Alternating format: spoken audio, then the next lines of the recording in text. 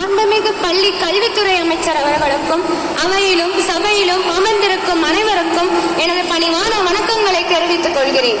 இன்று நான் பாரத சாரணி இயக்கம் பற்றி உங்களுடன் பேசப் போகிறேன்.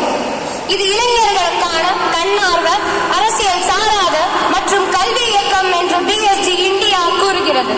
இந்த இயக்கம் 1907ஆம் ஆண்டு பிரிட்டிஷ் ராணுவ மேஜர் ஜெனரல் லார்ட் பேரன் பவுல் என்பவரால் தொடங்கப்பட்டது. இது இங்கிலாந்தில் உள்ள பிரவுன்சி தீவில் 20 இளைஞர்களுடன் தொடங்கப்பட்டது. இந்த இயக்கம் இளைஞர்களுக்கான தலைமை பண்பு, தியாக உணர்வு மற்றும் சமுதாயத்தில் ஒரு நல்ல குடிமகனாக வாழ்வது போன்ற பண்புகளை வளர்க்க உதவுகிறது. இந்த இயக்கத்தின் பிரிவுகள் என்று பார்த்தால் குருளையர், கப் ஸ்கவுட், சாரணர், ஸ்கவுட்ஸ், திரிசாரணர், ரோவர் ஸ்கவுட்ஸ் மற்றும் சிறுமிகளுக்கென தொடங்கப்பட்ட சாரணியம் கைட்ஸ் இயக்கம் உள்ளது. சாரணியத்தின் குறிக்கோள் தயாராக இருங்கள். இதை ஏன் நமது குறிக்கோளாக கொண்டிருக்கிறோம்? எந்த சூழ்நிலையிலும் எப்படிப்பட்ட சவாலாக இருந்தாலும் அதை நாம் எதிர்கொள்ள தயாராக இருக்க வேண்டும் என்பதையே இக்குறிக்கோள் நமக்கு உணர்த்துகிறது.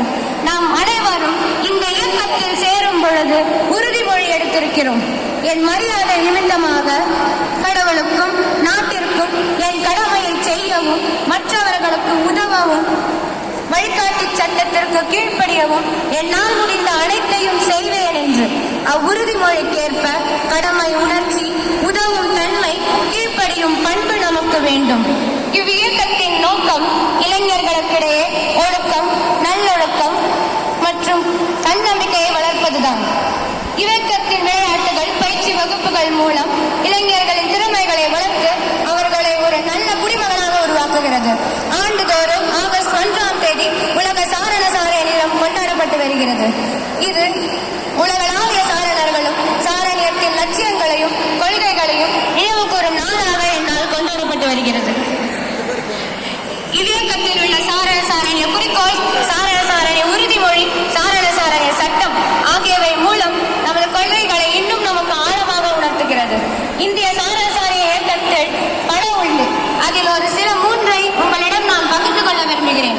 முதலில் பாரத சாரணி இயக்கம். இது இந்தியாவில் உள்ள அனைத்து சாரணி இயக்கங்களையும் இணைத்து 1951இல் தொடங்கப்பட்டது. பெண் வழிகாட்டிகள் இயக்கம். பெண்களுக்கும் சிறுமிகளுக்கும் மட்டுமேயான ஒரு உலகளாவிய இயக்கம். இதை சில நாடுகளில் பெண் சாரணர் இயக்கம் என்பர். இறுதியாக ஃப்ரீ பீயிங் மீ திட்டம். இந்த திட்டம் உலக பெண் வழிகாட்டிகள் மற்றும் பெண் சாரணை இயக்கத்தால் சுயமரியாதை திட்டத்துடன் இணைந்து நடத்தப்பட்டது. முடிவாக இந்த இயக்கத்தால் நமக்கு என்ன தேவை, நமக்கு என்ன கிடைத்தது என்று பார்த்தால் பல்வேறு திறமைகள், சூழ்நிலைகளுக்கு ஏற்ற முடிவெடுக்கும் தன்மை மற்றும் சவால்களை தயாராக சந்திக்கும் பலவிதமான தைரியங்களை கொடுத்துள்ளது. இவற்றை